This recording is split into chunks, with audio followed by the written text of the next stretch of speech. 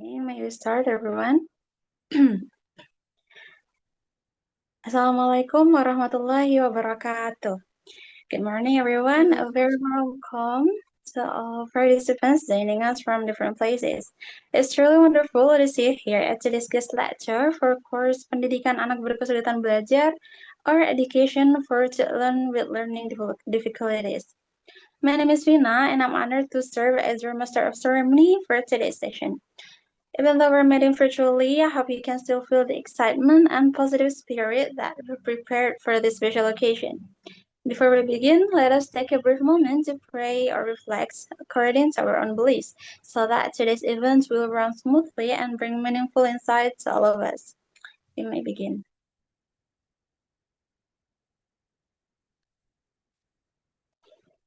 Thank you very much. So, today's guest lecture highlights a very important topic, supporting children with learning difficulties for inclusive and evidence-based education. As future educators and professionals, it is essential for us to understand how literacy, early intervention, and inclusive teaching practices can make a real difference in children's lives. We're very fortunate to have an inspiring speaker with us who will share her experiences and research on literacy and dyslexia across Malaysia and Singapore. But first, to officially begin our event, we would like to invite our respected lecturer, Dr. Ranti Novianti M.Pd, lecturer at the Department of Special Education, Universitas Negeri Malang, to deliver her welcoming remarks. Please welcome Dr. Ranti. Okay. Thank you, Mbak Vina. Bismillahirrahmanirrahim. Assalamualaikum warahmatullahi wabarakatuh. Good morning, everyone. I'm so happy to see all of you here today, both students from the Special Education Department and also from other programs who are learning about children with special educational needs. We are truly honored to have Dr. Mellisa Chinli from Nanyang Technological University Singapore with us this morning. Thank you so much, Dr. Mellisa, for being here and for your kindness in sharing your time and knowledge with us. We really hope that today will be the beginning of our future collaboration and that we can continue to stay connected and exchange ideas in meaningful ways. I hope today's session will inspire all of us to understand more deeply how to support every child in their learning journey. Once again, thank you so much, Dr. Mellisa. I truly appreciate your presence and I'm very excited for the opportunity to learn from you. And before we begin, I would also like to thank all students from the Education for Children with Specific Learning Disabilities class, and especially Mbak Vina and Mbak Muti from our department for their great help in preparing today's event. Thank you so much. Wabillahi taufiq wal hidayah. Wassalamualaikum warahmatullahi wabarakatuh. Waalaikumsalam warahmatullahi wabarakatuh. Thank you, Dr. Ranti, for the encouraging words. Now, moving on to the highlight of today's session, the presentation from our distinguished guest speaker. It is our great honor to welcome Dr. Mellisa Chinli, Presidential Postdoctoral Fellow at the National Institute of Education, Singapore. Dr. Mellisa holds a PhD in Education from the University of Waikato, New Zealand. Her academic journey includes roles as a research assistant at the Waikato Institute of Technology and an academic teacher under Malaysia's Ministry of Education. Her research focuses on inclusive education, literacy development, and dyslexia intervention, including the use of technology and auditory-based approaches to support children at risk of reading difficulties. Some of her latest work explore envelope enhancement and systematic synthetic phonics as innovative strategies to strengthen our literacy skills among bilingual learners. And today she will be presenting her lecture with theme Leaving No Child Behind. So without further ado, please welcome Dr. Mellisa Chinli, and Dr. Mellisa, the time is yours. Thank you. Thank you so much, Vina. Would it be okay if I share my screen? Yeah. Okay. Well, yeah, bear with me. Okay. Give me a moment.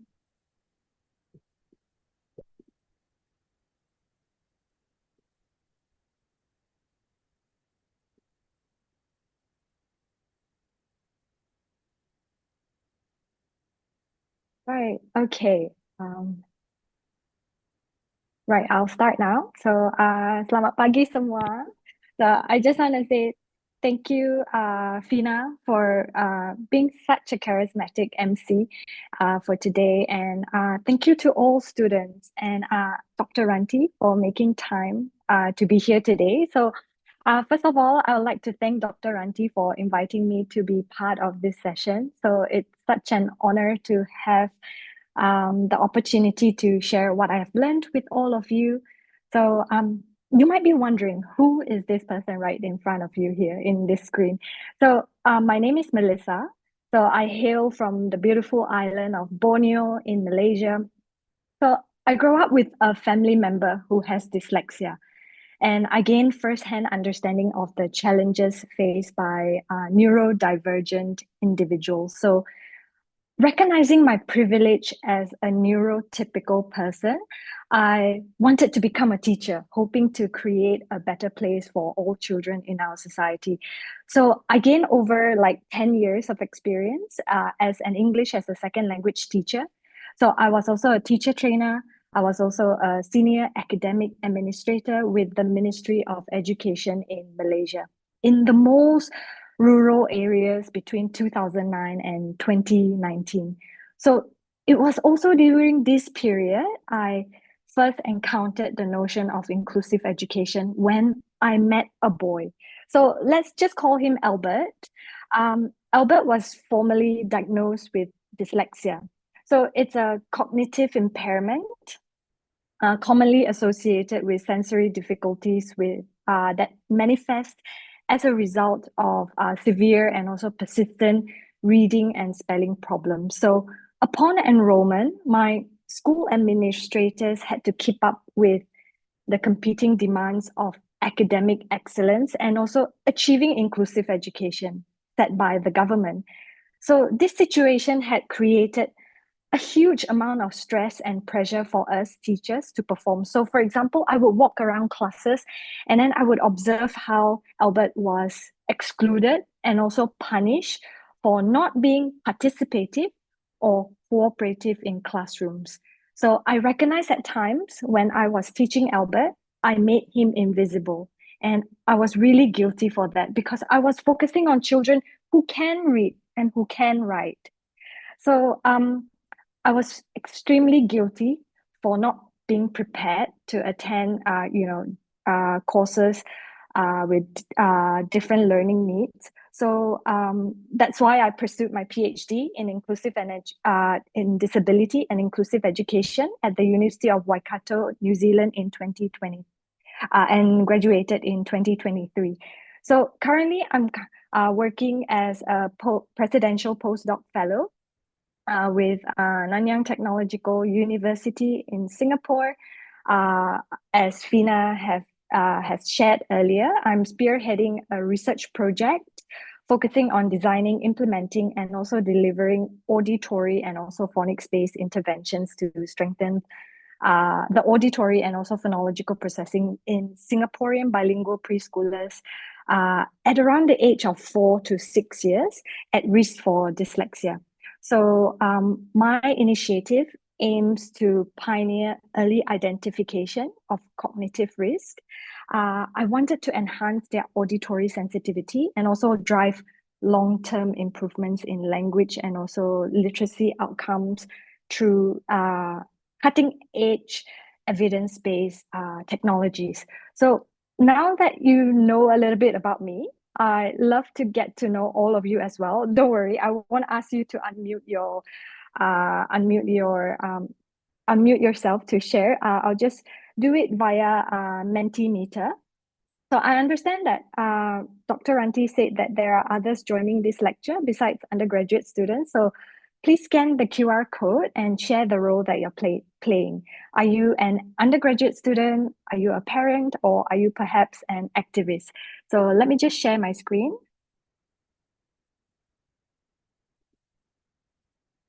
Okay.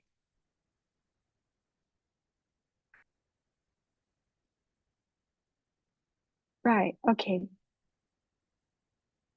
So if you can scan the QR code here, and then I'll ask you a few answers, a few questions, I mean.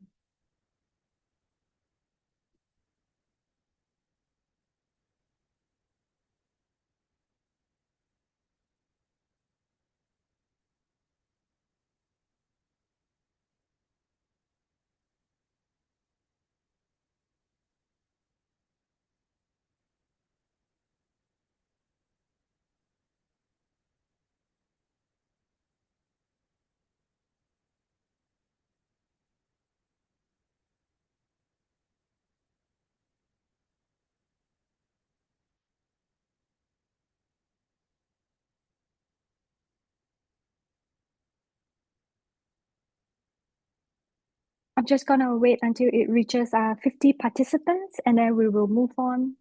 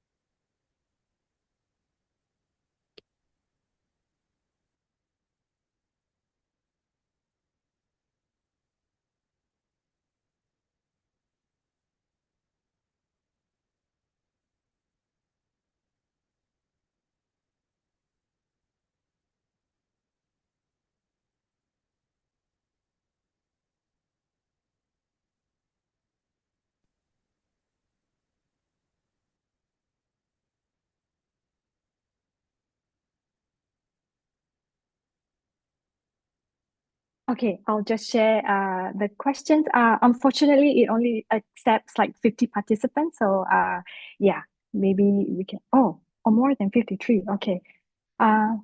Maybe I'll just give 30 more seconds for you to, yeah.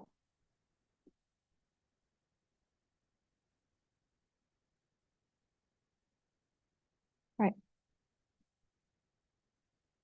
Right, okay.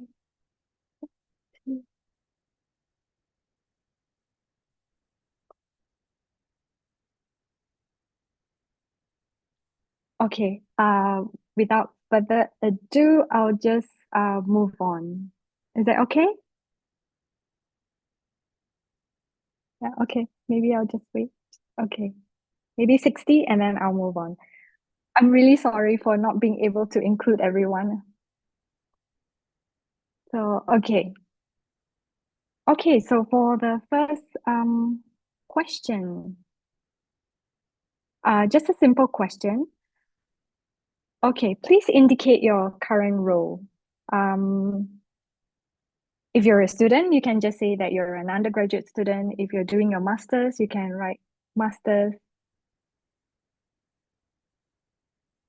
You can just answer briefly. If you're a parent of a child with dyslexia, you can write down parent.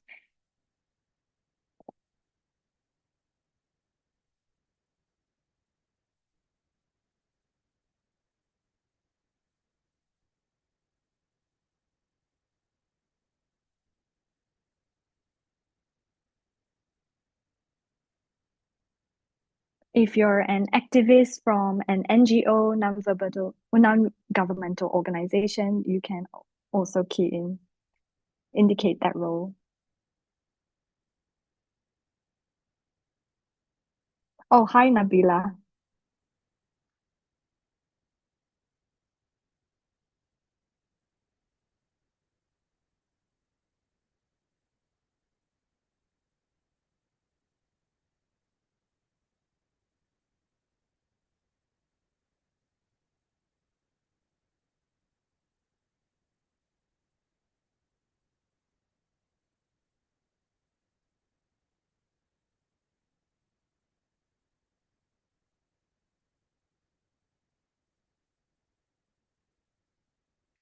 Okay, there's a teacher.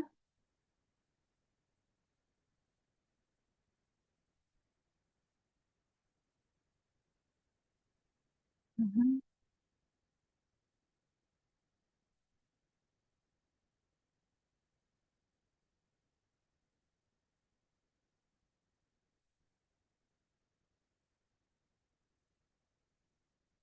Right, there's an assistant lecturer here as well.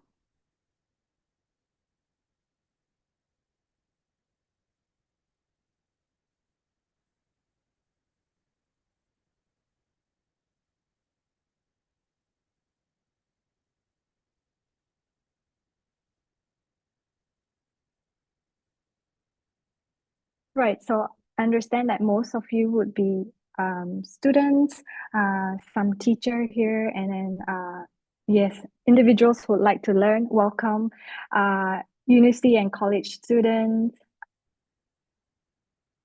Thank you so much for joining. So yeah, you can continuously key in.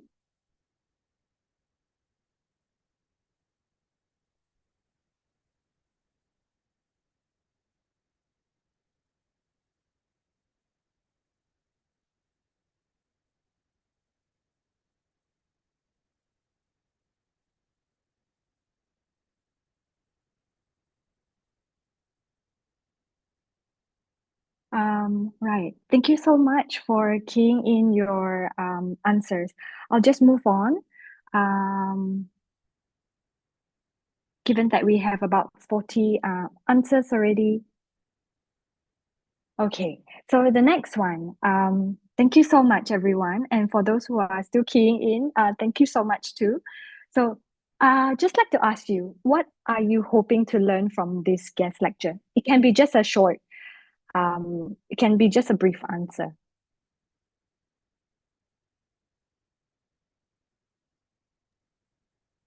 Dr. Mellisa, may I have your permission to translate into Indonesian? Maybe some student here doesn't Oh, okay, okay, understand okay, okay. English. Oh, yeah. Indonesian. I'm not good in speaking Indonesia, but I will okay. help. I will help you Malay? to translate. Oh, okay, okay, sure, sure, sure. Yeah, thank you, Okay. Fina. Yes.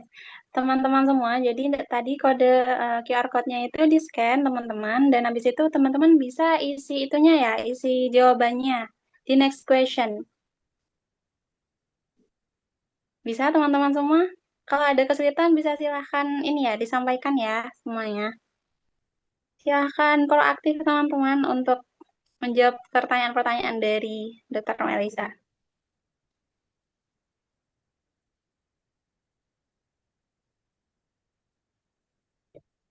Thank you, Fina. So I'm just asking a question, Fina. I was wondering, would you be translating my presentation later? Yes, of course. Oh, okay, okay. All right. Maybe just a brief because I already turned on the subtitles on the Zoom. Sure. All right.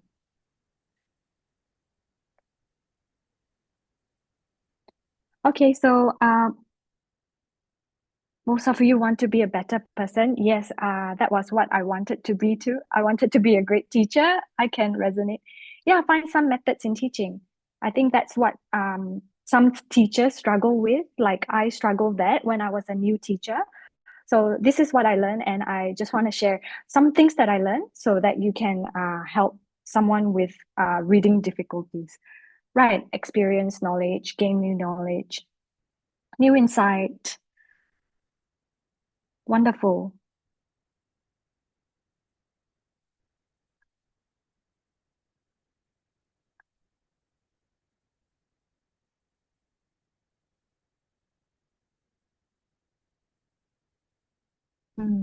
Okay. Knowledge about specific learning difficulties. Yeah.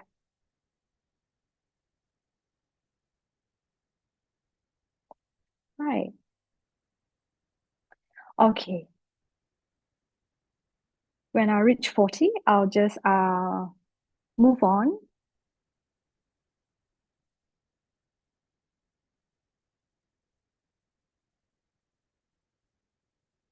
Right. Okay. Knowledge and experience. Okay. Right. Relationship with me. Absolutely. I love collaborating, just as I did with Dr. Ranti. Yeah, adding new insight. Yes. Okay.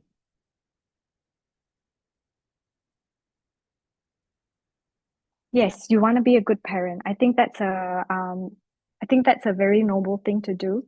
I think a lot of parents that I meet in Singapore, they feel extremely frustrated because they don't know how to help their children or their child that experiences reading difficulties. And let's see what happens to these children when they're unable to become a good reader. So I'll just move on. Thank you so much for you can keep on keying in your responses. I'll just share. Okay.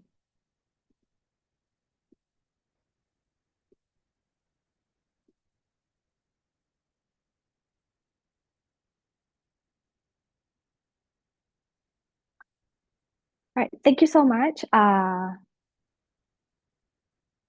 I really enjoy learning a little bit more about you. So thank you for sharing your thoughts.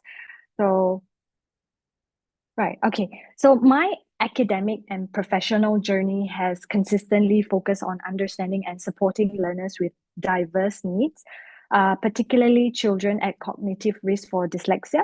So today, I'll share some efforts my colleagues and I have invested in based on two studies conducted across Malaysia and also Singapore. So in the next 80 minutes or so, I will walk you through four key parts of this talk. First, why education for all and literacy matter. Second, what dyslexia is. Third, how we can support individuals with dyslexia. I'll share with you two studies, one from Malaysia, one from Singapore.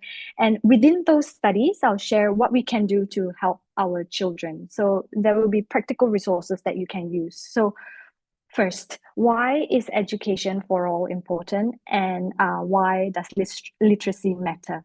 So as all of you might have known, when you go for your classes with Dr. Ranti, education for all is more than just a goal. It is a basic human right. And every child deserves a chance to learn, grow, and reach their full potential, no matter who they are and where they come from. So, at the heart of education is literacy. So, when children can write and read, they gain access to knowledge. And when they gain access to knowledge, they gain confidence, a voice, and the ability to shape their own future. So we have global movements like Education for All in 1990, and then the Salamanca Statement in 1994, and the Convention on the Rights of the Child in 1989 and 2008. And then we have SDG, Sustainable Development Goal 4, and they all share a vision, which is to make education inclusive and also equitable for everyone. But in reality, schools don't always live up to that ideal. So sometimes the way education is structured can leave some children behind. So take Article 28 on the CRPD, for example. It clearly states that every child has the right to education and that governments should help children stay in school and prevent dropouts. But true inclusion isn't just about showing up to class. So it's about making sure that every child can access learning, develop literacy skills, and feel that they belong. And this is where we come in. However, statistics present a contrasting reality. So this is the case in Malaysia. I'll just show you what's happening in Malaysia, Singapore, and Indonesia in brief. In Malaysia, a concerning number of primary and secondary students totaling 162,000 lack basic reading, writing, and age-appropriate numeracy skills. Furthermore, the dropout rates continue to escalate after each year.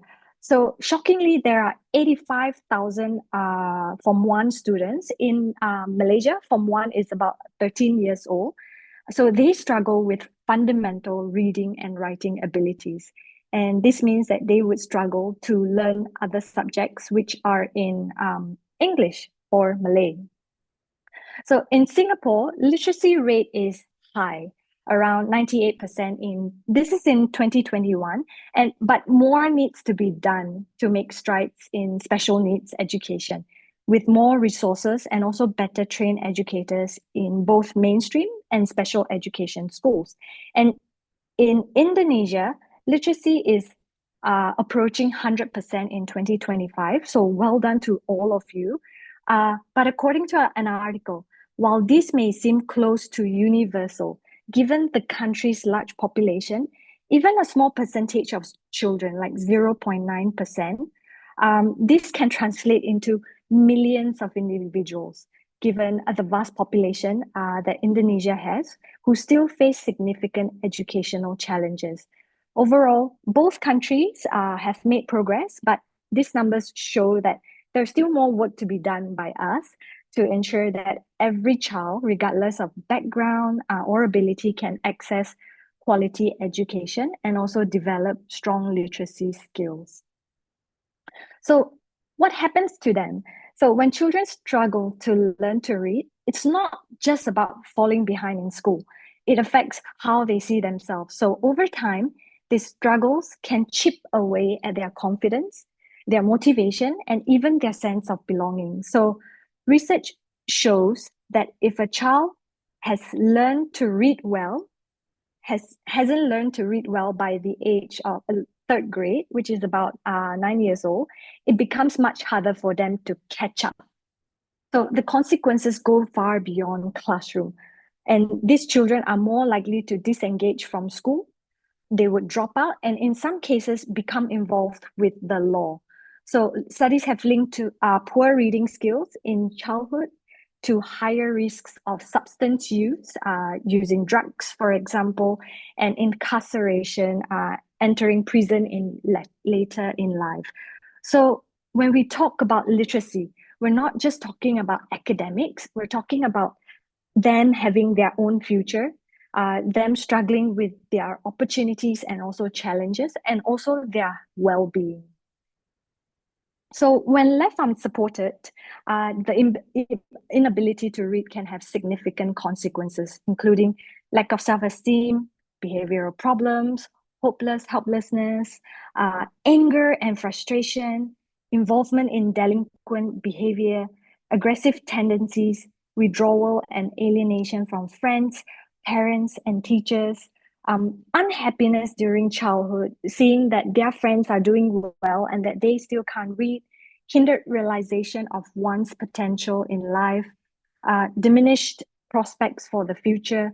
So it is essential to address and provide assistance for individuals facing reading difficulties to prevent all of this from happening. So now that we understand why literacy matters, let's look at one of the biggest barriers to reading effectively. So dyslexia. So what exactly is dyslexia? So it is a brain-based condition that affects how our brain processes written and spoken language, particularly how we recognize words, how we match letters in print to sounds, what we see and what we hear, and make sense of what we read. So children with dyslexia can be very bright, curious, and incredibly creative.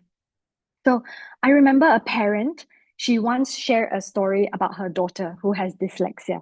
So her daughter is about 7 years old, and she was very clever in speaking, in talking. So the mother actually noticed that her daughter was writing A in her own unique way, which was wrong, and tried to correct her. But the little girl said, "This is how I write A. It's part of who I am, and it makes me happy. If I have to write it differently, I'll lose a part of my identity, and that would make me sad." So just remember that this child is only 7 years old. And I thought that, wow, this is so philosophical. So we'll see later why children with dyslexia are extremely good in talking her way out. But interestingly, they often struggle to read and spell. Sometimes they forgot the sequences of the days of the week or simple instructions. So it is important to remember that dyslexia is neurological. It's not a reflection of laziness and lack of ability. So I have a child who comes into my class. He's about 7 years old, and he always complains about stomach ache when he comes to my class. And I thought that he was just trying to find reason to escape my class. But little did I know that he struggled to read. So, um, so it's a very misunderstood condition. So the brain simply processes language in a different way. And with the right support, especially in early intervention, children with dyslexia can thrive academically and emotionally just like any other child. So before we talk about the best ways to help struggling readers, it helps to understand a bit how the reading brain actually reads. So, can I have a volunteer? Anyone would like to volunteer? Don't worry. You can be silly. You can be right or wrong. Oke, jadi mungkin dari teman-teman ada yang ingin ini ke Dr. Mellisa untuk membaca ini? Ada? Anyone? Yes. Anyone? Anyone would like to try? Ada yang mau? Teman-teman? Gak apa-apa kok. Ini santai-santai profesional kok, teman-teman. Jadi silakan. Ada yang, ada yang mau coba? Oh, maybe if there's no one, maybe I can Sure, try, sure. Dr. Mellisa. All right. Okay. Thank you so much, Fina, for volunteering. Okay. Can you read this? Yes, Ben is having a nap. Okay, very good. Thank you. So now let us put ourselves in the shoes of someone who might be dyslexic. Would you like to volunteer again, Fina? Yes, of Yeah. course. Oh, okay. All right. Okay. Okay. Yeah.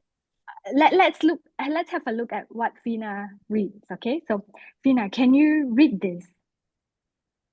No, because it's Uh, a symbol. Yeah. Yeah. Okay. It looks very strange, right? It's like a random symbols. So why can't you read this? Because there's no words on it. Yeah. So you need help with, do you need help to read? Yeah. Okay. So these are just random symbols. So they don't mean anything to us, or I think any of you, or even me, because we don't know what sounds each symbol represent. So what if I told you that each symbol represents a sound? So right, Fina, this represents the sound. Okay, so you will automatically the one with the peace sign, so you will automatically know that this also represents the sound. So can you read it now? Just the face. The face. No, everything. No. So do you need more help? Yes. Yes. Okay, so don't be anxious, I'll give you another clue. So this is the e sound. Can you read it now? No. All right. Okay. So this means that you need more help. So I will give you another clue. Now this is the sound. Can you at least read this? Yes. So yes, it's. So can you read everything? Not yet. Yes, not yet. So you might need more help. So this represents the t sound. So this also means that this represents the t sound. Can you read it now? Um. Okay, I can't remember well. The piece is A. Yeah. It is A, and the square is E. Am I right? Oh, no problem, no problem. Yeah, so you were asking me, am I right? But have I introduced this sound to you? No, not yet. No. So, okay, good. So you might need help in another sound. So I'll give you another clue. This is the sound. Can you read it now? Okay. Okay. Ni. But the snowflakes, I don't know it yet. The sound of it. Okay. Oh, you mean this one, the last one? The snowflake in the first, what that? After the piece. After the peace sign. This one? Yes. Okay. This one is the t sound. Okay. So, can you read this now? Yes, the Net. first one is net. Good. And this one? I don't know it yet. The five finger. Oh, the sound is E. E. So if you Okay. can. E. But E. Oh, that one is. okay. Net is.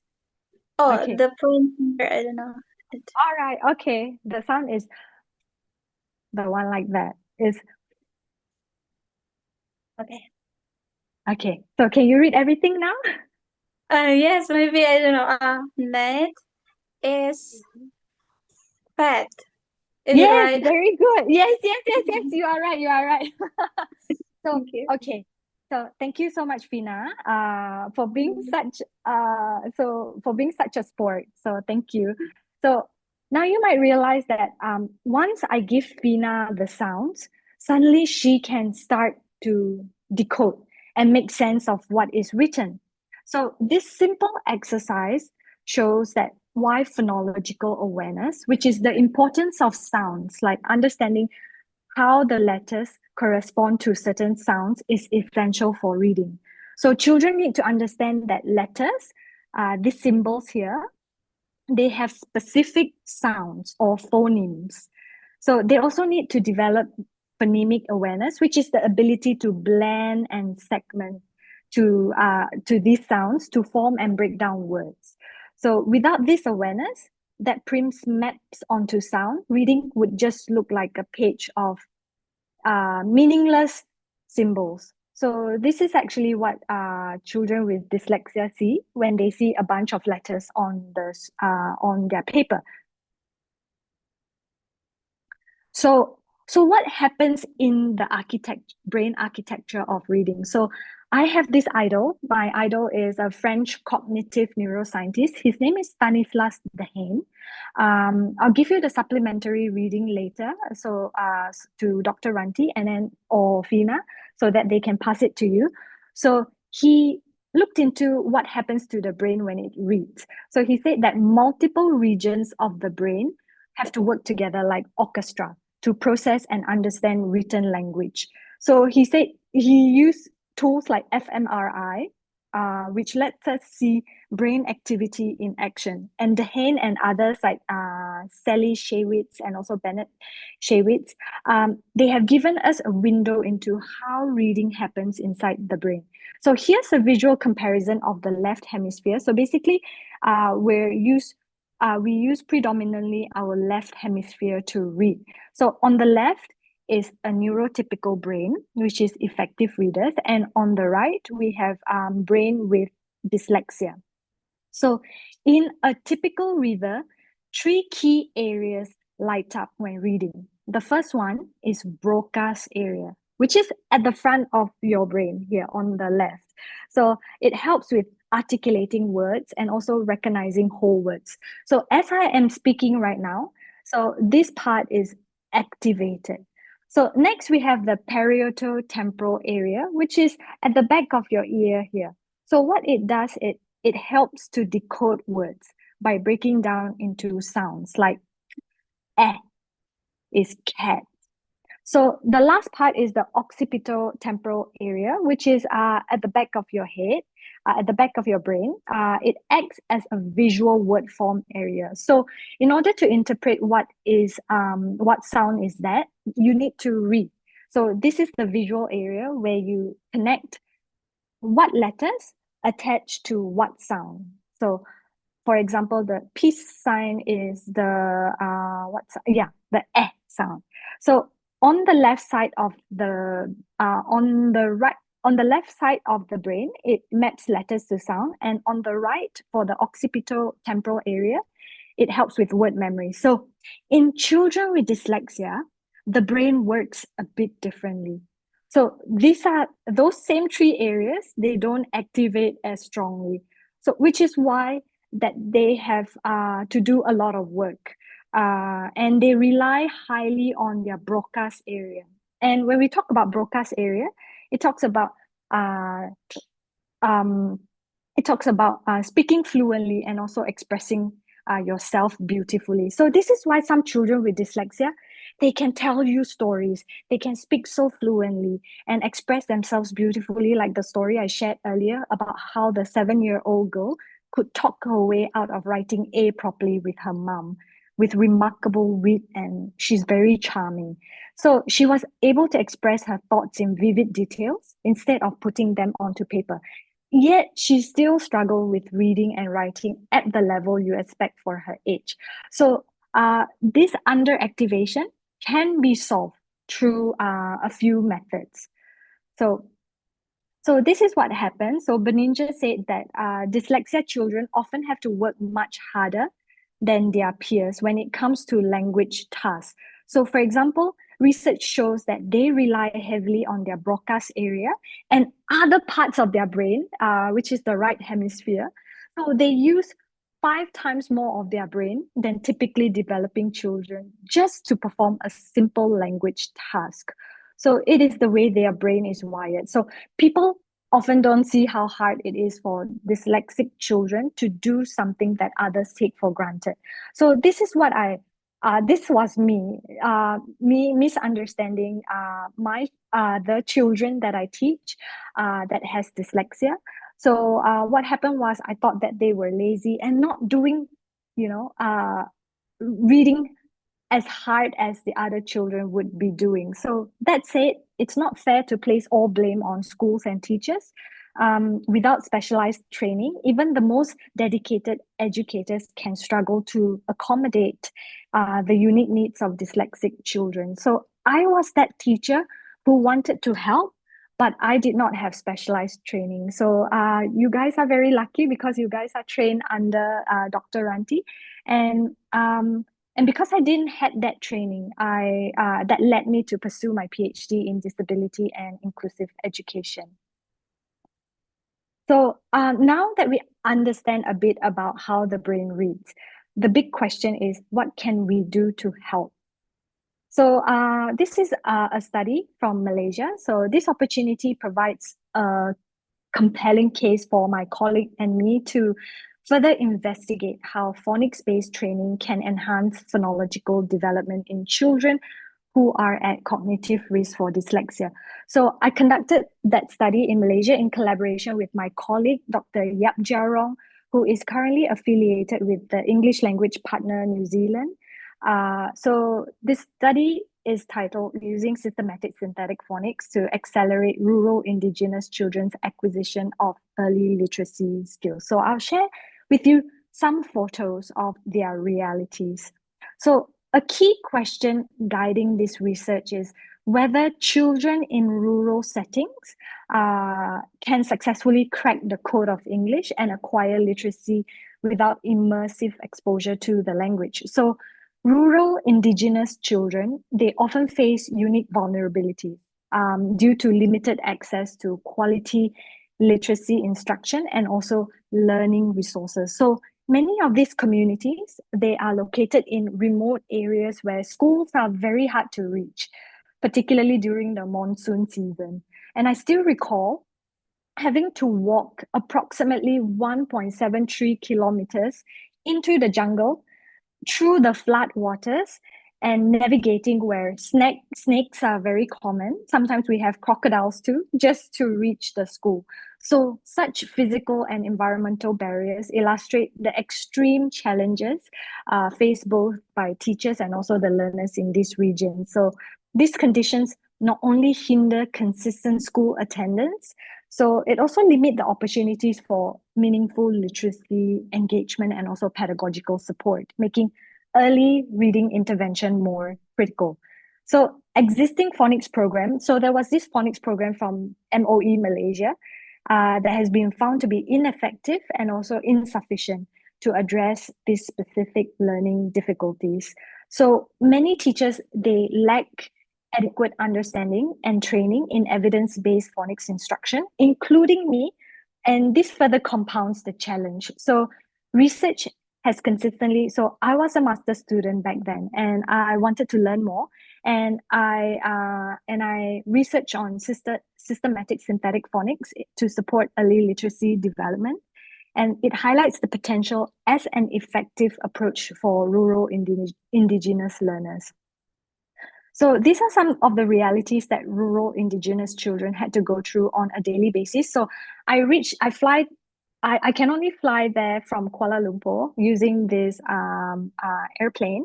And this is the longhouse where the children stayed in, and this is the pathway to the school. So we had to walk about 1.73 kilometers. I'm not very fit myself. I don't really exercise, so I take about 30 minutes for a one-way trip into the school. So yeah. So this is during the flood monsoon season. So we had to wade through. So these are some of the children that we worked with. So that is Dr. Yap Jerong right over here. So what we learned was with appropriate intervention given, remember the part of the brain that was inactive, which is the parietal temporal area and also the occipital occipital area for children with dyslexia. So this part will be activated through phonics training. So the child will be able to relate better to sound productions and also structure of words. So the Haynes research shows that phonics instruction can actually help the brain build bridges between what we see and what we hear, linking the visual and also sound processing areas. So it specifically activates regions on the left side of the brain, such as the parietal temporal area and also the occipital temporal areas, without too much focus on the Broca's area. So with continued reading practice, our brains can actually rewire themselves because they are plastic. And I think that is the beauty of our brain, which is given by God. And meaning to say that what happens to our brain is the more we read, they can change and adapt based on what we learn and experience. So that is the beauty of the gift from a higher order. So this remarkable flexibility is what makes phonics instruction so powerful and effective way to develop reading skills. So I'll share with you how you can incorporate that into your classrooms. And I'll share with you some of the mistakes that I did because it didn't work with some children. So just a little bit of background. So you might be wondering what specific aspects of phonics training make it effective for learning to read. So studies have actually frequently linked developmental dyslexia to deviant phonological processing. So students who possess strong phonological awareness, meaning to say that they understand the rule that this letter is associated to this sound, and they can blend and they can segment, they're more likely to develop proficient reading skills. So conversely, students with weak phonological skills, they tend to struggle and they become poor readers. So research indicates that over 90% of students experiencing significant reading difficulties have an underlying in their capacity to process phonological information. So this is by Blackman, and it still stands till today, even though it's 1997. So phonics training can be useful in activating this phonological awareness. So what we did was we had 32 primary two school children and we randomly assigned them to two groups. The first one would be the SSP group, which is the systematic synthetic phonics, which is the experimental group. And the second group is the SBELC group, which is the phonics training that was proposed by the Ministry of Education Malaysia. So what makes SSP different is that it is highly systematic. So it's cited as its source of superiority. So the instruction method begins with foundational letter sound training, encompassing both productive and also receptive practice to develop learners' phonemic awareness. So this training phase is followed by a comprehensive five phase of phonics training, which includes dedicated practice in blending and also segmenting, which I will share more of. So critically, children are only permitted to advance to the next phase or subsequent stage after they master the previous components. So the SSP program integrates pseudo words. Pseudo words basically mean that words that are not English, they do not have any meaning, but they're phonetically decodable, meaning to say you can still read it, but it has no meaning. So it integrates pseudo words alongside real words during practice sessions, ensuring that learners acquire phonics knowledge necessary for reading and also syllabic patterns for spelling. So the SBALC phonics technique, which is the standard base English language curriculum, it was a mandated strategy from the Ministry of Education Malaysia. So in contrast, this approach implements both letter sound training with the main phonics training concurrently. So this training method only uses real words from practice, and it has a word list and reading text extracted from the curriculum textbook. So the instruction is typically repetitive, and each unit introduces 2 phonemes without going back or revising back on previously taught phonemes. So reading text, in the reading text that were provided, it always includes complex words. And it requires the teacher to demonstrate the whole word approach, which is to memorize the words for these complex words. So studies concerning this technique has also revealed some inefficiency and also ineffectiveness, resulting in confusion among teachers regarding how to use this strategy accurately. So the components and intended outcomes was that our experiment is based on like a 3-month period. So we have half of the group doing SSP and half of the group doing SBELC. So the students were then assessed on their decoding skills, spelling performance, and also oral reading fluency. And then and then they were tested pre-training, and also post-training. So let me just show you what happens in this routine where you can use this in classroom. So this training phase, as I've shared earlier, is followed by a 5-phase phonics program. So it's designed to provide structured practice in blending and also segmenting. So I will walk you through each step. The first phase focuses on reviewing known grapheme phoneme correspondence. Grapheme basically means letters in print. Phoneme, it means sound. So letter sound correspondences through a quick prop to reinforce what they have learned previously. And the second phase is to teach new GPCs, to teach new letter sounds using explicit instruction and also meaningful pairs to strengthen phoneme grapheme mapping. So for the purpose of this guest lecture, we will come back to this phase later. And then since I haven't taught you any yet, so we can't actually revise, so we'll move directly to teaching new GPCs. So in this program, we introduce like the first set. So this is a sneak peek into how the approach would look like in practice.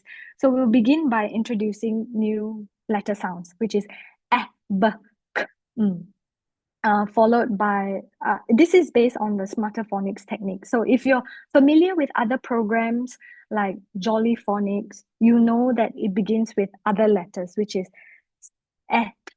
which is SATPIN. So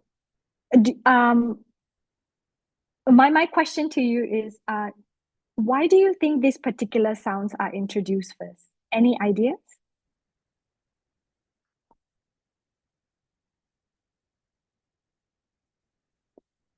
Okay. Don't worry. So the reason why we introduce this letter sound is because they're high in frequency.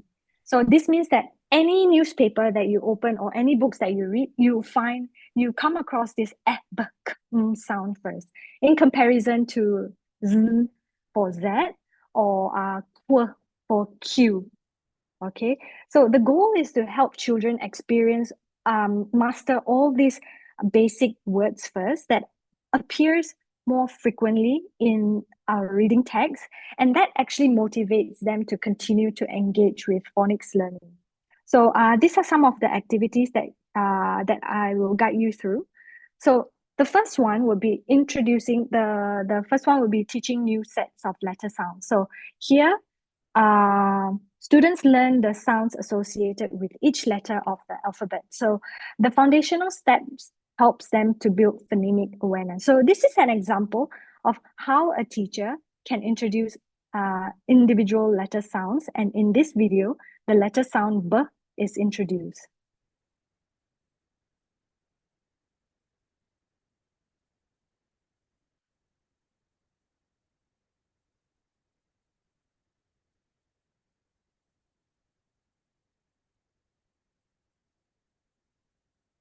So you can also do finger spelling after that with a tactile mat.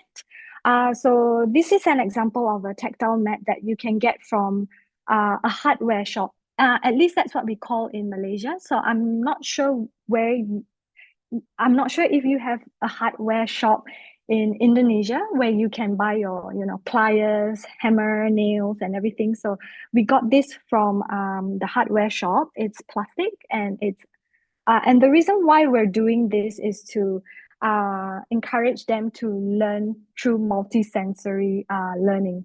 So the more we activate other parts of their body, the more reinforced the neural pathways are.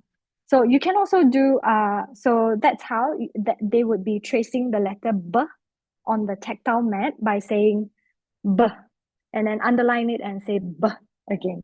So, or you can also do skywriting. So just follow me, everyone. Just do behind your screen. So what we're doing is we're doing skywriting. So we're going to write the letter B in the sky using our magic arm. So just stretch out.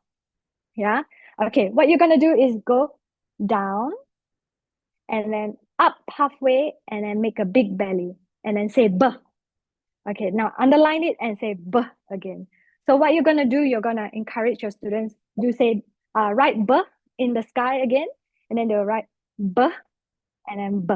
And then you can do it again and again. And the reason why I'm encourage you to use your arms rather than just using fingers is research has shown that the bigger the movements your body makes, the more your neurons fire in your brain. So this actually helps the brain to remember the letter better. And this was my mistake in my class. I did not incorporate any kinesthetic or any tactile learning in with my phonics, which was why it didn't work for that particular boy that I was teaching. Oops, sorry.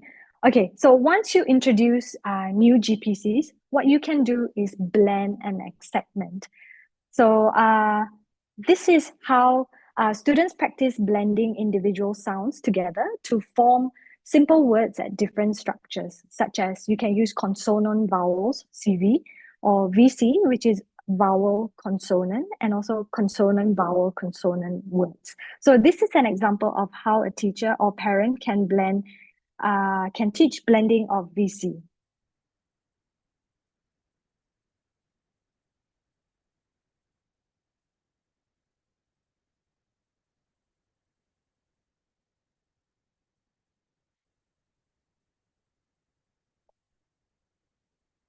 So yeah, so I'm really sorry. We're not supposed to introduce new letter sounds here. So just imagine that it could be B or like M or ab. So ab here is pseudo words. Oops, sorry.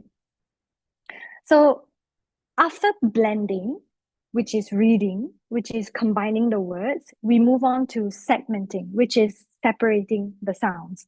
So students learn to break words into individual sounds. So this skill is known as segmenting, and it helps with spelling and also phonemic awareness by helping students recognize the sounds within words. So what we do is, instead of just spelling on a piece of paper, we give them a dot and jot worksheet. So there's a place to dot the sounds and there's a place to spell the sounds. So what we did was we say the word it, and then the students will try to identify what sounds, how many sounds they hear. So they dot two sounds and then they write the first sound is I, and then the second sound is. So this actually helps them to identify that the word it has two sounds, which is I. So after introducing new GPCs and practicing blending and segmenting, you can move on to decoding pseudo words. Pseudo words here again, they're made up words. They're not real words, but they're phonetically decodable. Like, say, for example, like you can actually put eb, or map, map. They do not have any new, they have no meaning, but I'll let you know why it's important to focus on pseudo words. So you might be wondering, why are we teaching them pseudo words when they are not real English words? So the reason is that pseudo words ensure children are truly applying their decoding skills rather than memorizing words. So my husband has dyslexia. So what he told me was that at the age of 7 years old, they were reading a book. So they have read the book a lot of times. So they were reading aloud and things like that. And one day the teacher would ask him to, Richard, can you read this page, please? So he just read it fluently. So what he does was he's actually memorizing the words based on the pictures. So by using pseudo words, you can actually access whether they can generalize the GPCs to unfamiliar words, which is crucial skill for fluent reading. So you can actually catch them out. And mainly because children with dyslexia are very smart. They can get away with anything. So we need to catch them out. So after that, you can move on to dictation and spelling using cumulative word lists. So providing immediate feedback to support spelling practice. So what you can do is you can give them a list of 10 sounds or words, such as here we have k, cam, me. These are pseudo words. Map, pseudo words. Bam, ab. So let them spell 10 pseudo words or real words, and you can ask them to construct 1 to 3 simple sentences at the end. So I am a cat. And the reason why we don't ask them to do more is because reading is overwhelming for children, and we want to make them feel they have achieved something first before we move on, so that they would feel more motivated. So after spelling and dictation, you want to reinforce that. So the choice of books that you choose would be very important. So my mistake was I would be using books from random publishers. So this is a specific from a phonics program called Fitzroy Readers Australia. You can actually buy that on Shopee. It might be it might be a little bit more expensive, but reading books with decodable text actually allows students to apply their newly acquired phonics skills in context. So what happens is, if you give them a book that is non-decodable, like for example, a fat cat is in a school. So you've not actually taught them school, and they will say like, "Oh no, teacher, how do I say this word? School." And they would feel very unmotivated because that's, my skills are not actually useful for, decoding school. So this book, everything is decodable. So they can actually say a, at, fat, k, at, cat. So they can actually decode everything. So this actually helps them improve their reading fluency, comprehension, while reinforcing their understanding of the letter sound relationship. So next we come to reviewing. This is my favorite part because once we've completed the first 5 phases of training, once you've done all this, you go back to the first component, which is reviewing known GPCs. So what activity that you can do is I would grab the tactile mat again, and I'll use bottle caps from bottles that I've used. So you can actually start collecting it. You can do auditory processing activities using letter caps or letter tiles. And the reason why we're doing this, again, we are using multisensory learning to activate their tactile and kinesthetic muscle memories. And by doing that, as I've shared before, you encourage more neuronal firing in their brain. So students engage in auditory activities using manipulatives like letter caps or letter tiles. And this is a listening focus activity that primes their brain before introducing a newer set of GPCs. So this activity strengthens the connection between sounds and letters, supporting the development of phonological processing skills. So in practice, the teacher might say, put eh. So they will put eh on the mat, and then the teacher will say, change hair.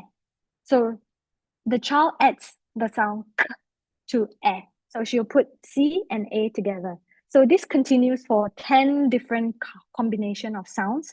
It gives repeated and hands-on practice with auditory to learner mapping, letter mapping. So they'll use 2 hands. So when you're using actually 2 hands, you're using your right and your left hemisphere more effectively. So what are the results telling us? So we did this for about 3 months, and we tested their oral reading fluency and spelling, pseudo word reading, and also reading word. So the SSP group, which is represented by the dark blue line here, their group's mean fluency increased significantly greater than the SBELC group. So the green one is the SSP group, and then the SBELC group is the light blue. So although the SSP groups, although both of them improved, and it was below the primary 2 benchmark at 50 words per minute. So, but both groups demonstrated notable improvement. So then we move on to spelling. The SSP group improved substantially from 3.78 to 15, outperforming the SBELC group at 6.56 in terms of spelling. So this reflects the effectiveness of the SSP and also cumulative word building in enhancing spelling accuracy. And for pseudo word and real word, for decoding and blending, the SSP group rose significantly, which you can see in this dark green graph over here, compared to the SBELC group, which is represented by the light blue. Yeah. And the SSP program's inclusion of pseudo word actually strengthened learners' phonics application and syllabic awareness, so contributing to the superior overall performance in reading, fluency, and also spelling. So what we've gathered is that the SSP is evidence-based, and it stands out for its structured and also methodical approach. It combines systematic and also synthetic phonics. So each session only introduces a few GPCs during letter sound training. And by including both real words and also pseudo words in practice activities, the program ensures learners truly master the phonics rules and also syllabic patterns needed for reading and spelling.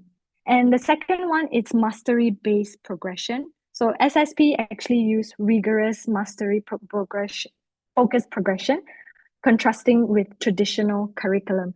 So learners move to the next stage only after mastering the previous phases of the phonics training. So the next one would be data-driven monitoring. The program's effectiveness was tracked through pre and post tests using this standardized assessment, and results show that the SSP actually made significant greater gains across literacy skills compared to the control group. And the next one would be it's culturally relevant and locally empowered, and there's local empowerment as well. So Remember I talked about the rural indigenous children's reality. So the SSP proved effective with these children from language disadvantaged backgrounds. This means that when they get home, they only speak in Iban, which is their indigenous language, and they would only consume Iban songs or Iban medias or Malay on television. And this shows actually substantial gains in reading fluency and spelling. So this highlights that if these children from these language disadvantaged backgrounds can get it, this has the potential for other contexts, children from other contexts to overcome learning barriers in resource limited and also linguistically challenging contexts as well. So we have different scopes and sequences. So this is from Jolly Phonics. So you have different letters being introduced at different times. And then this is Button's reading and spelling scope and sequence. And the one that I'm using is actually Smarter Phonics. So we have set 1, Abacum, and then set 2, there'll be increase of other letter sounds as well. So the most important thing is that there are so many phonics programs that you can use, but you need to make sure that it has 3 things. Number 1, the program teaches specific concepts and also patterns of language in a clear and logical way. So it must have explicit instruction. It recognizes the patterns so that students can develop rapid and automatic word recognition. And the second one, which was what I missed in my previous phonics classes, would be multi-sensory teaching. So students are given multiple ways to interact with words. So dyslexia learners in particular, they benefit from engaging languages by seeing it, saying it, hearing it, and also touching it. And touching it was what I missed. So the next one would be systematic instruction. So knowledge is built step by step, like an ascending staircase. So you cannot introduce them with so many letter sounds at one go. You need to introduce them slow, bit by bit. So students must master each step before moving on, gaining confidence and also consolidating their understanding as they progress. So how else can we help individuals with dyslexia? So just a question to everyone. Are you doing okay? Yeah. Yes. Oh, okay. All right. Okay. So I'll move on to the second study. I know that this must be a lot for you to take in. So thank you for bearing with me today. So as the years go by, I realized that, so I was using SSP, and I realized that even among children who do receive this intervention, some at-risk learners continue to experience reading difficulties. So I decided to, I love being a detective, so I decided to put my research skills to test in Singapore. So this is what I did. So this provide a compelling case for me again and my colleagues at NTU Singapore to set out and explore how envelope enhancement and phonics training can help support auditory and phonological development in bilingual children at cognitive risk for dyslexia. So this might be a little bit intense, so bear with me, okay? So some researchers believe that, as I shared earlier, developmental dyslexia is linked to phonological processing challenges. So there are other school of thoughts that believe that developmental dyslexia is linked to differences in auditory processing. So they have auditory processing challenges. So it's not about hearing loss. So children with dyslexia can hear just fine. The challenge is how their brains process and interpret the sounds that they hear. So a key skill here is phoneme perception. So the ability to tell speech sounds apart. So this skill is critical for decoding words and developing phonological awareness. So in a class, yes, they might be given a reading text, but they would also need to listen to their teacher. So the clearer and more consistent the speech children hear, the easier it is for them to learn these sounds. But if the input is unclear or noisy, distinguishing similar sounds becomes much harder. So how do we know if children have this kind of difficulty? So children with auditory processing differences, they often have fuzzier phoneme boundaries. So that's why sounds like b and p can blend together, making it harder to distinguish one from another. So they couldn't tell them apart. So behavioral studies actually use psychoacoustic tasks. If you're interested in the psychoacoustic tasks to test whether they're good or not, I have that. I will forward it to a link for you to download that task to Fina or to Dr. Ranti, so, to show that individuals with dyslexia often categorize phoneme less precisely than typical readers. So interestingly, the way phoneme perception relates to reading can vary across languages, which raises another important question about how bilingual children develop sound representations when exposed to multiple languages. So this all points to the need for a targeted intervention. So I proposed envelope enhancement. So it was envelope enhancement for the mobile app that I was creating. So this actually helps children to hear sounds more clearly and connect them to letters more effectively. So you might be wondering, what is envelope enhancement, Mellisa? I don't understand. So I'll break down two main ideas. Number one, speech envelope. And then number two, I will walk you through what is neural entrainment. So the first is speech envelope. So when we listen to someone talk, the sound isn't flat. So it goes up and down as syllables start, pause, and end. So these ups and downs form what we call temporal envelope or speech envelope. So you can think of it like an outline of a wave on a graph. So it's the shape of the sound, the frequency. Okay. Next would be neural entrainment. So what is neural entrainment? So neural comes from the idea of talking about brain. So our brains, it has its own frequency. So we have a natural rhythm in our brain in the auditory cortex. So when we hear speech, this rhythm will try to sync up with the rises and falls of the speech envelope. So here we can see this is the brain activity from our cortical auditory cortex, and the red one will be a sound stimuli. So look at how the brain is trying to latch on to the rises and fall of the stimuli. So here is where it gets tricky for children with dyslexia. So children with dyslexia's brain often don't lock onto the speech rhythm as precisely as neurotypical brain. So this makes it harder for them to hear the difference between the sounds like p and b. And that affects the way they perceive phoneme, and it can slow down reading development.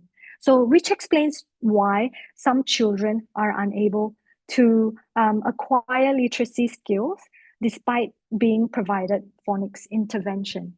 So what does envelope enhancement help with? So it clarifies speech envelope. So I use the technology. You can use MATLAB to amplify the ups and downs of the speech, making the shape of the sound more distinct. So this actually helps. So when it's more distinct, when you manipulate the audio, you can actually send signal to the brain like, hey, this is where you're supposed to lock in right now. So this actually helps the brain to sync with the speech rhythm more reliably.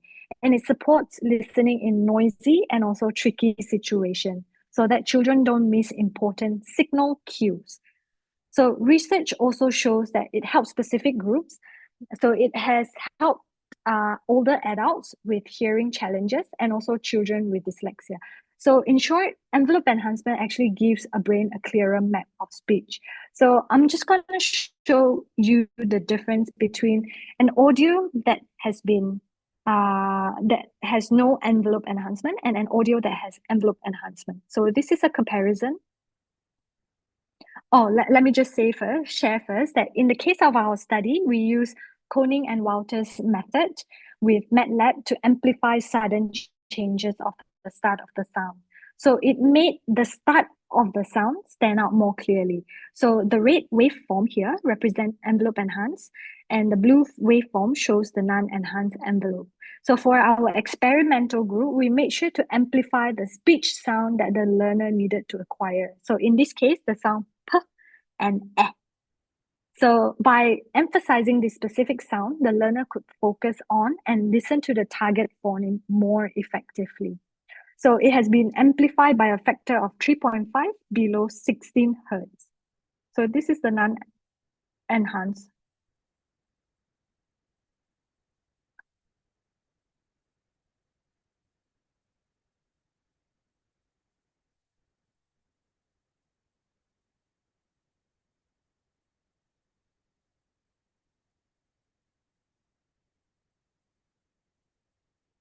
So that would be the non-enhanced version. So this would be the enhanced version. Whoops, sorry. Sorry. Let me just start again.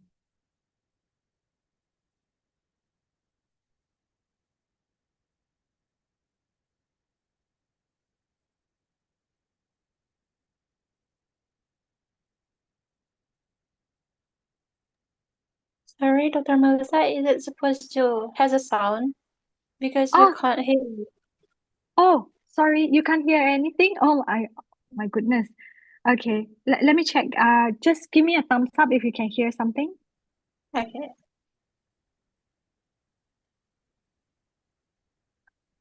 We can't Okay, see. all right. All right, I'm really sorry.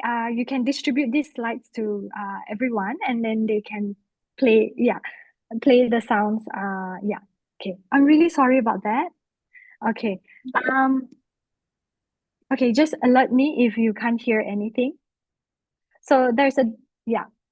Okay, so with this in mind, my research aims to explore the potential of envelope enhancement and also phonics-based instruction. So I wanted to use both together, phonics and also envelope enhancement, to investigate how we can support auditory and also phonological development in bilingual children at cognitive risk for dyslexia. So my hypothesis was if that envelope enhancement combined with phonics training is expected to strengthen auditory skills, which in turn can have cascading effect on phonological development. So this is what we do for Grapho Game. This is the phonics-based training. You can actually download this on Google Play or Apple Store. You can use this for about 10 minutes per day, 4 times a week. So we did it for about 3 months, and it showed significant improvement in children with dyslexia. So in my study, the children are required to play Grapho Game. It is a fun and interactive game that helps children learn the connection between letters and sounds and the building blocks of reading. By practicing these skills in short and engaging sessions, children can strengthen their reading and spelling in a playful and stress-free way. This is not the game that we developed. It's readily available. It's done by a group of researchers from Finland. So yeah, and it is evidence-based. Are you able to hear anything? No. No. Oh, okay. All right. Let me try that again. Okay.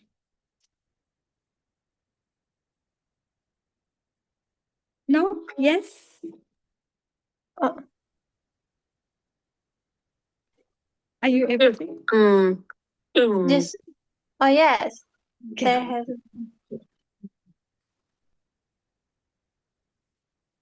Oh.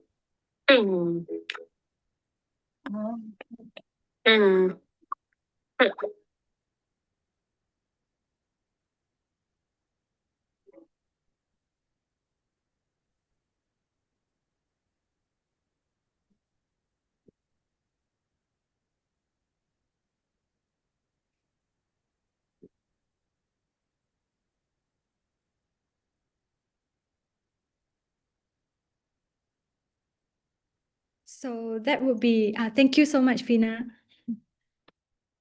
Okay, so the next one will be auditory stories development. So this is what our team worked on. So we incorporate envelope enhancement into this mobile app. So it's only 5 minutes per day, along with grapho game, which is 10 minutes. So all in all, it's about 15 minutes. So you do this for 4 times per week.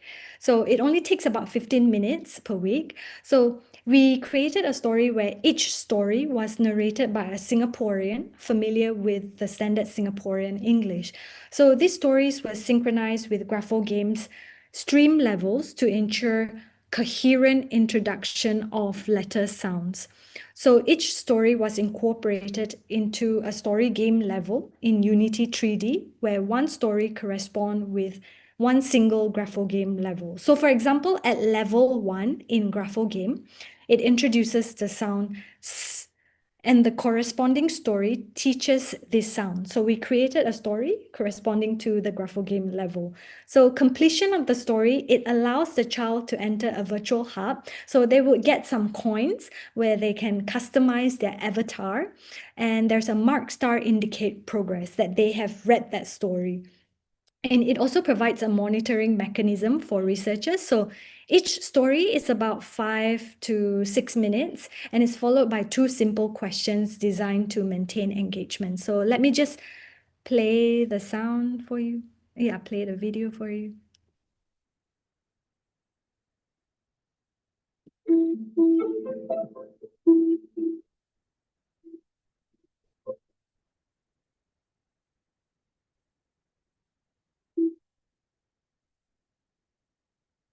So here they would customize their avatar just to maintain engagement.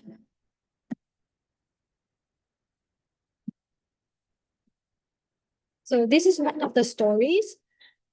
Hey there, little pals. Get ready for another exciting journey with the letter sound. Are you ready? Let's go. Pam, the clever monkey. Pam is a funny monkey. So that's how it goes. So we work with 53 bilingual preschoolers. So they have cognitive risk for developmental dyslexia. So we randomly assign them to 3 groups. So the first group is GGEE. We gave them grapho game and envelope enhanced letter sounds. And then the next group we have GGNE, which is about 18 students. We gave them grapho game and non-envelope enhanced letter sounds. And for control group, we have about 18 participants. We gave them a control game, which is a Lego game, and with non-envelope enhanced letter sounds. So basically, they do not receive anything that's related to the experiment.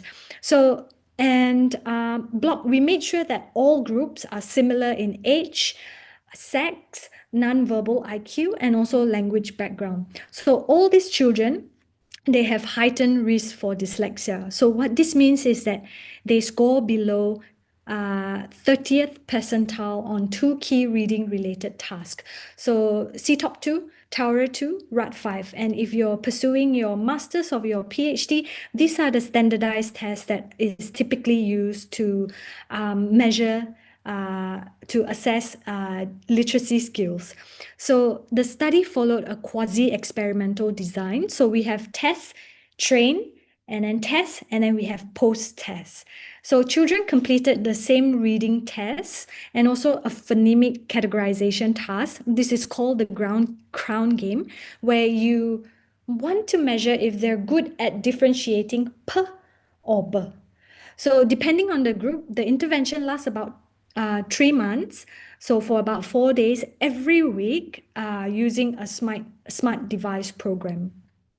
So what are the results telling us? So this is the effect on auditory processing skills, how well they tell P and B apart. So we looked at 3 groups, and this is the GGEE group.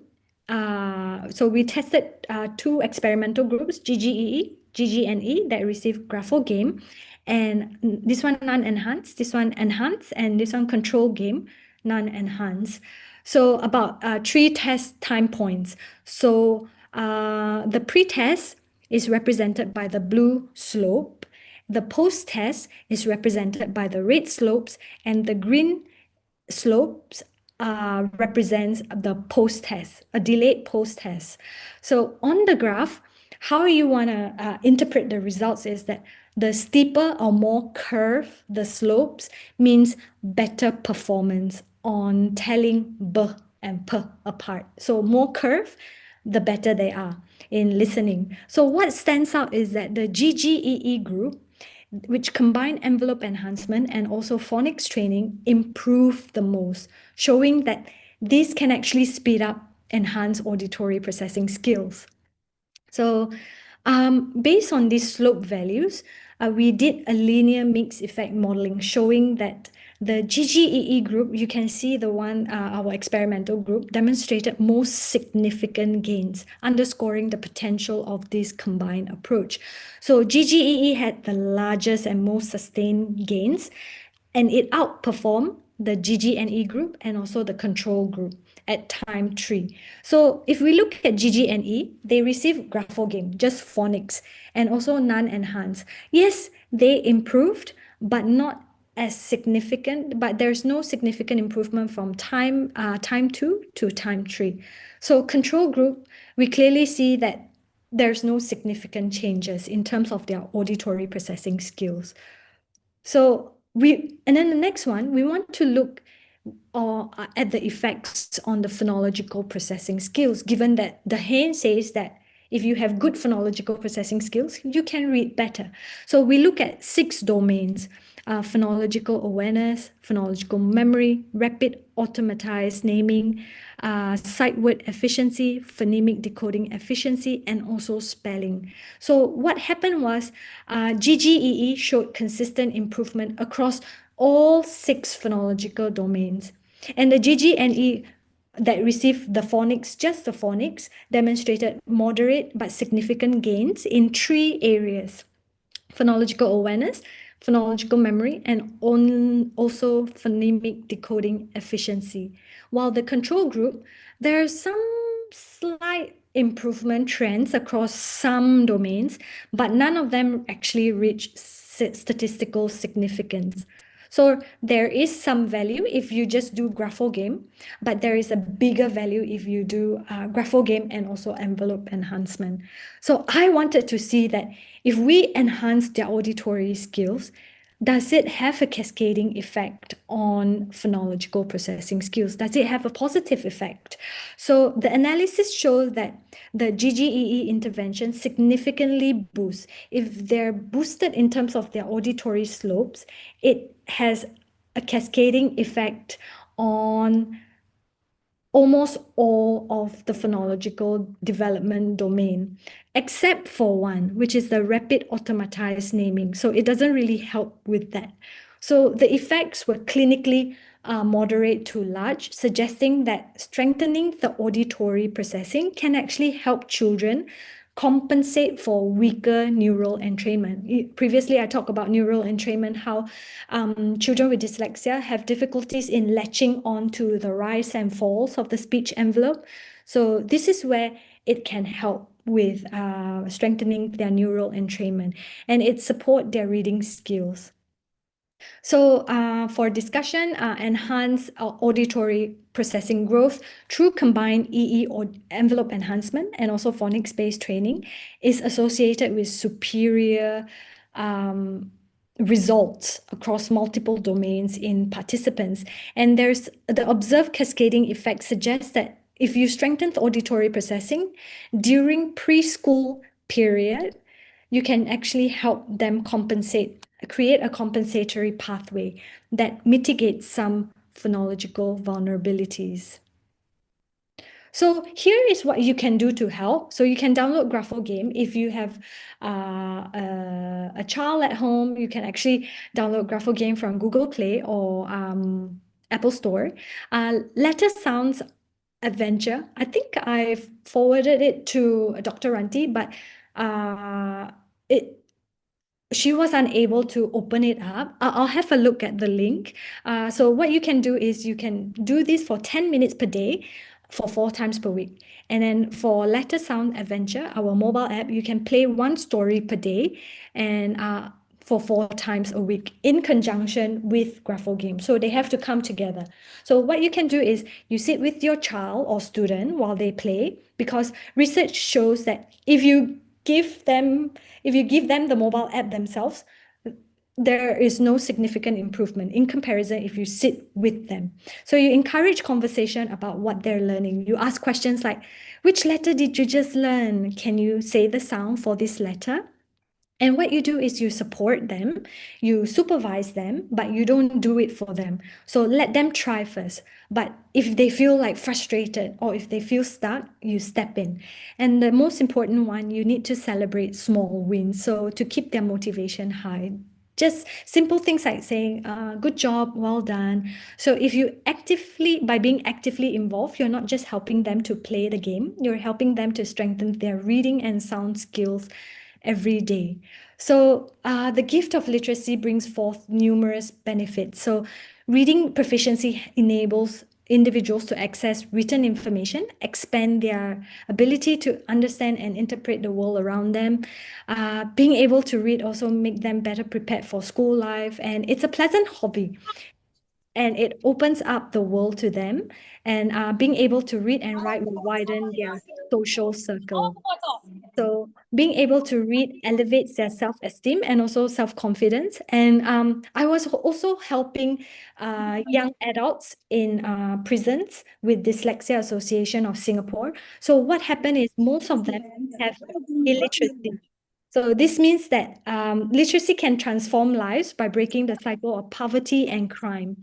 And yeah, by recognizing the profound impact of literacy, we can help to empower these individuals and give them a better future in life. So I've walked you through these 4 key parts of this talk. Why is education for all and literacy important? What is dyslexia and how we can help individuals with dyslexia in 2 studies. And within those studies, I've shown you like some of the ways we can help our children. So I'm happy to take any questions if you'd like to ask. And if you're shy, you can always scan this QR code and contact me through my name card.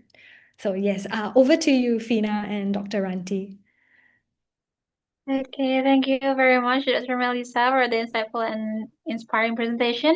We've learned so much about the importance of literacy, the challenges of dyslexia, and how innovative and inclusive teaching methods can truly transform students' learning experiences. Again, now we will move to the question and answer session. For participants who would like to ask a question, please press the raise hand button or type your question in the chat box. Let's take this opportunity to discuss and explore today's topic further with our wonderful speaker. Jadi untuk teman-teman silakan yang ingin bertanya untuk klik itu raise hand atau di ini aja diketik di kolom komentar. Itu silakan ya teman-teman. Teman-teman juga bisa kalau tidak ingin menyampaikan pertanyaan dalam bahasa Inggris, dalam bahasa Indonesia, silakan ya. Nanti akan aku bantu translatekan ke bahasa Inggris. Silakan teman-teman.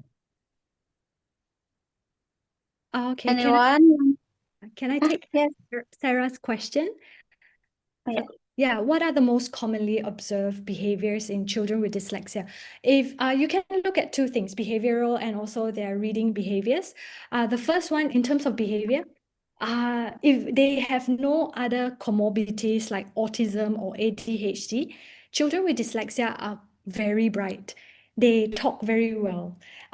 They speak very well, but they are unable to read and write. So most of the times you can see like when you see them writing, they're unable to write exactly what you taught them in class. And of course, you can also check with their spelling. Sometimes when you spell, they will look at you like, what is she talking about? So it'll be like a bunch of symbols, like how I demonstrated that with Fina. it will look like a bunch of symbols, and whatever the teacher is saying, you would not be able to differentiate.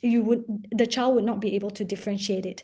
And there's also a case where sometimes dyslexia is misunderstood. Like, for example, if they write P and B and P in in mirror, they would mirror the way. So P is written as in the other way around. So that would not be dyslexia. That would be just someone just understanding the concept of letters and alphabet. So I hope that answers your question, Sarah.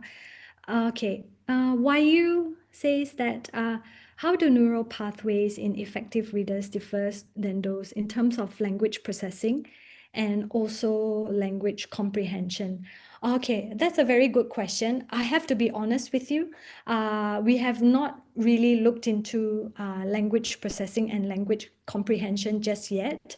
But once that will be my next research, where we're using FNIRS, which is a type of brain imaging scanning of the brain, and I am planning to look into language processing and comprehension, particularly for children from this specific region, because monolingual speakers and also bilingual speakers, they do function differently. So yeah. So as of now, I don't have the answers. So thank you. Yeah, I'm Michelle from Offering A24, and I'm interested in the games. Okay.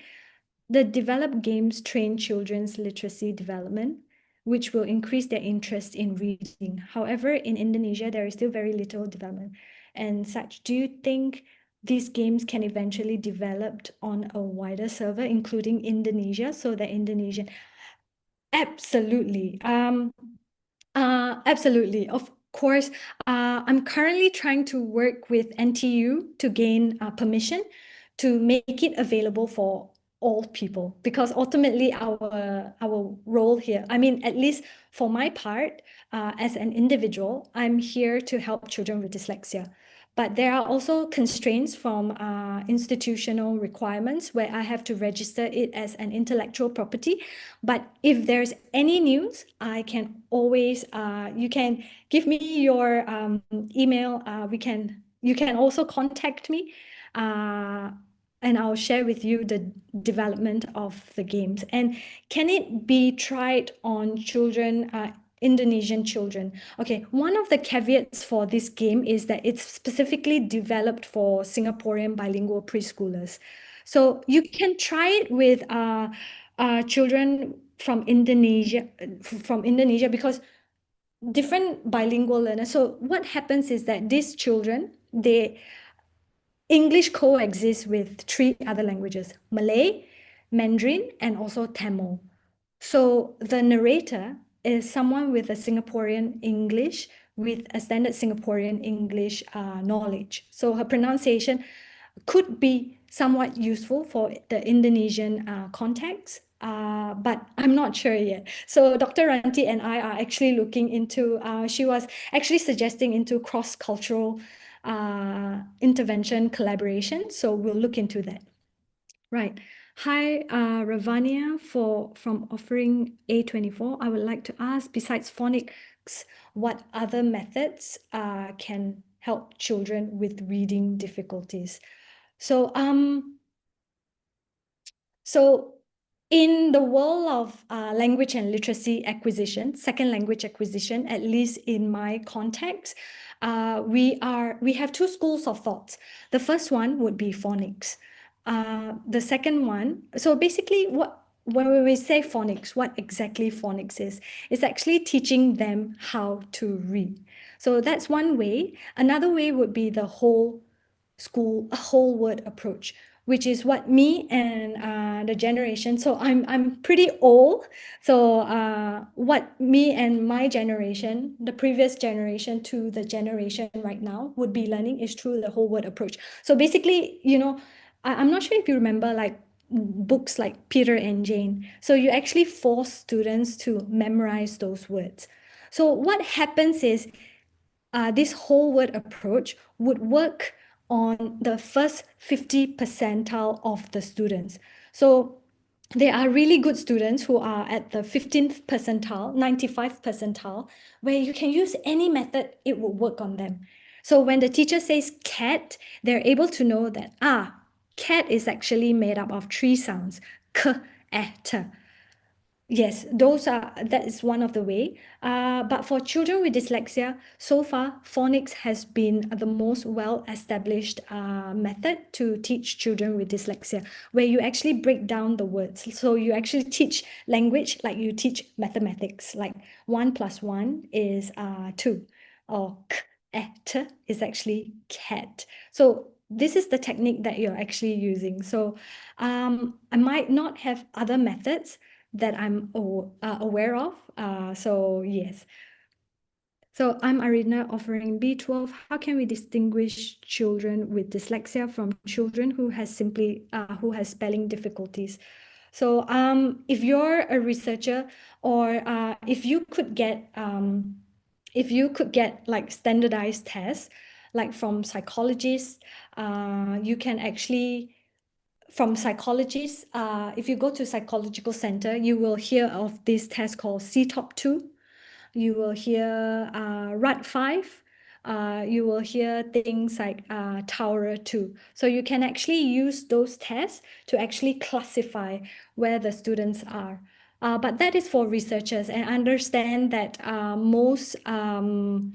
most teachers would not have access to these assessments, because these assessments are expensive. So I remember buying one test kit. It costs about 900 Singaporean dollars for one. So I know that that would not be accessible, but I do have other ways. So there's this researcher called Luz Rello. She actually created a game that is called iDetective. I can forward you the link to it. If I can forward it to Fina or Dr. Ranti, and then they can forward it to you. Or you can just send me your contact, or email me. Yeah, if you like.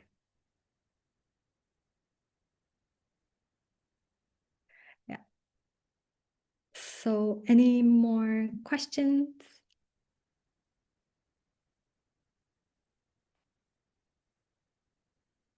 In relation to Azhara, under phonics itself, there are so many programs from phonics. You have Smarter Phonics, you have Jolly Phonics, you have Fitzroy.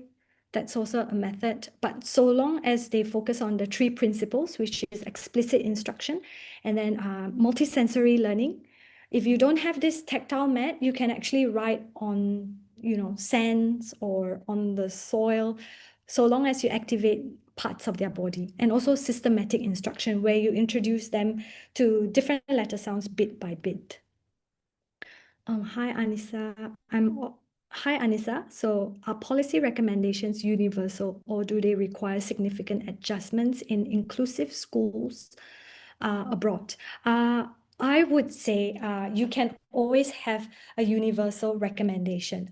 But I think as teachers, like for example, like I was teaching in Borneo, Malaysia. So the children in Sarawak, which is where I'm teaching, which is above Kalimantan. So they would have different requirements than those that are in Kuala Lumpur, for example. So what we did was some of the things that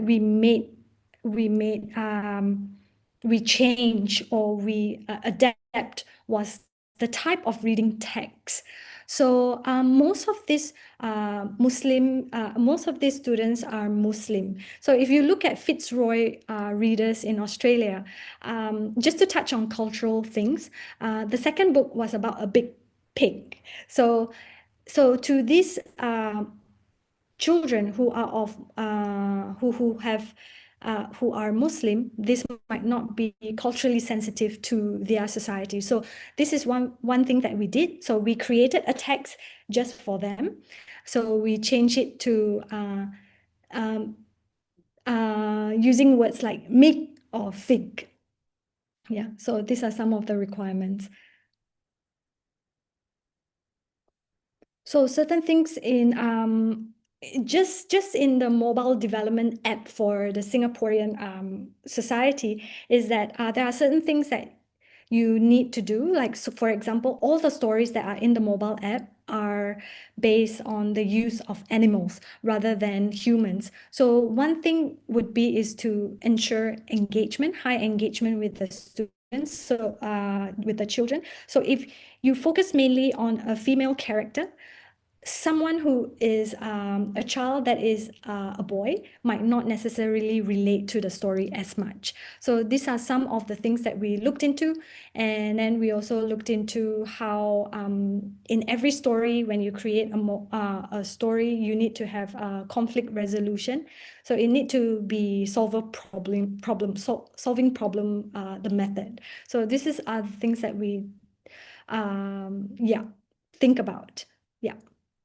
Your Sabita offering B24, how can protracted difficulty in learning to read endanger the general health of children's learning and well-being?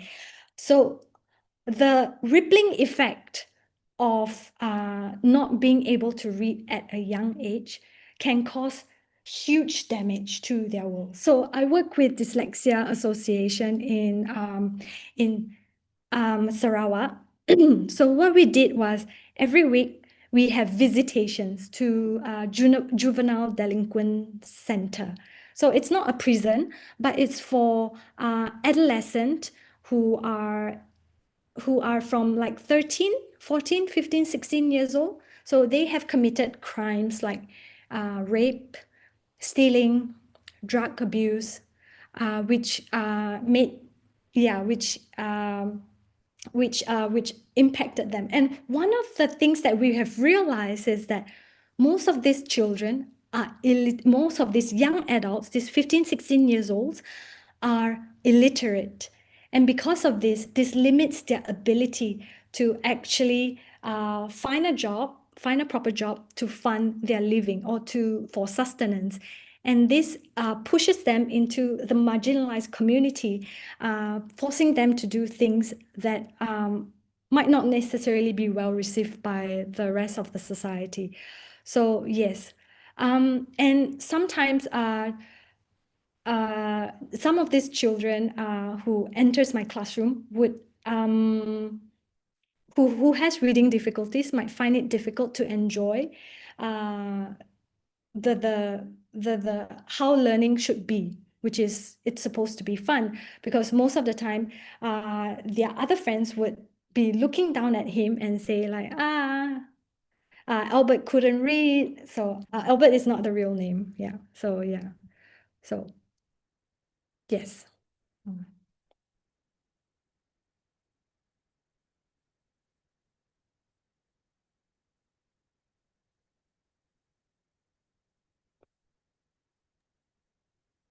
Is there any other question, guys? This is a rare chance when we could discuss with our wonderful guest lecturer here. So please use this chance, guys. Yes, yes. Don't worry. You know, I'm happy to answer any questions because we're here to learn. You know, I can learn so much from you as well. So yeah. Bagaimana teman-teman? Teman-teman bisa menanyakan apa saja, kayak mungkin mau tanya tentang gimana cara riset ke Dr. Mellisa, itu bisa teman-teman, silahkan. Feel free to ask.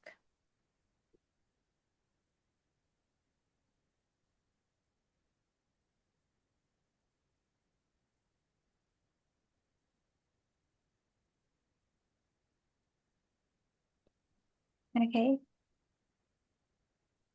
Maybe it's enough for the Q&A question because there's no one ask question anymore. Okay. So as we come to the end of today's guest lecture, let's take a moment to reflect on what we've learned. Dr. Mellisa has reminded us that literacy is not only a fundamental skill, but also a human right, one that opens doors to knowledge, self-confidence, and future opportunities. Her presentation also showed us how inclusive teaching and collaboration can help ensure that no child is left behind regardless of their learning challenges. Before we end this meeting, I would like to express our sincere gratitude to Dr. Mellisa for sharing her valuable time and expertise with us today. And actually, we have a little performance to show our gratitude to Dr. Mellisa from our student here. Wait a minute. Untuk panitia yang bertugas bisa share screen kah?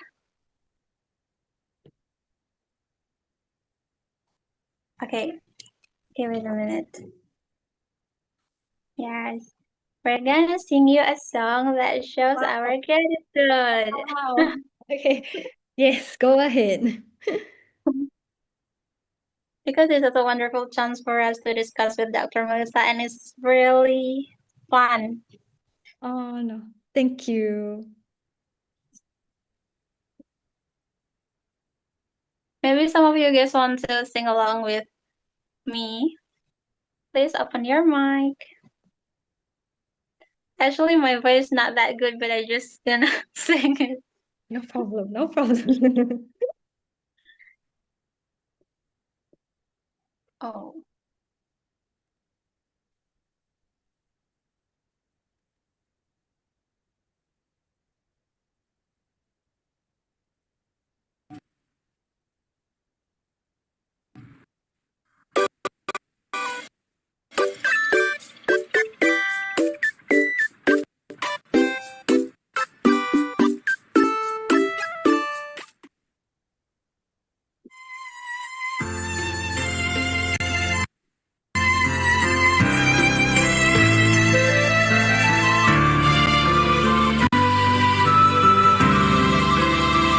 Terima kasih Bunda, terima kasih Bunda, terima kasih atas jasamu. Doakan kami Bunda, doakan kami Bunda, semoga dapat balas jasamu.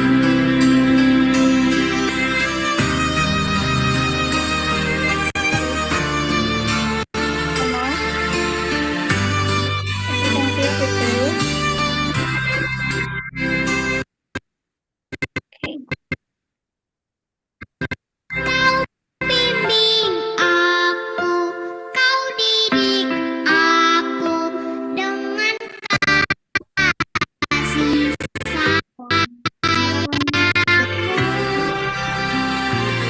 Aku berdoa semoga Bunda akan sehat selalu.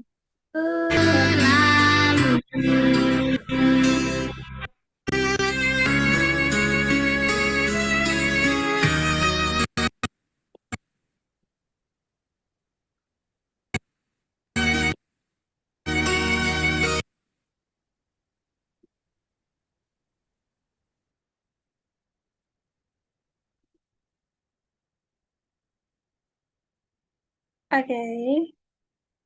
Maybe it's enough, Fikri. Thank you so much. Mm. It's actually a song Thank you so that much. show Thank you, our everyone. gratitude. Yes, our gratitude, and we hope that we could meet another time, Dr. Melissa. Okay, no problem. I Yes. just want to say thank you to you, Fina, Dr. Ranti, and to all the students. And I hope that, go forth and just, do what we can for all of our children. So thank you so much. Thank you for the wonderful singing, and thank you. Yes. Yes, okay. Thank you so much, Dr. Melissa. And finally, let's close our session with a brief moment of reflection and gratitude. Alhamdulillah. Thanks, God.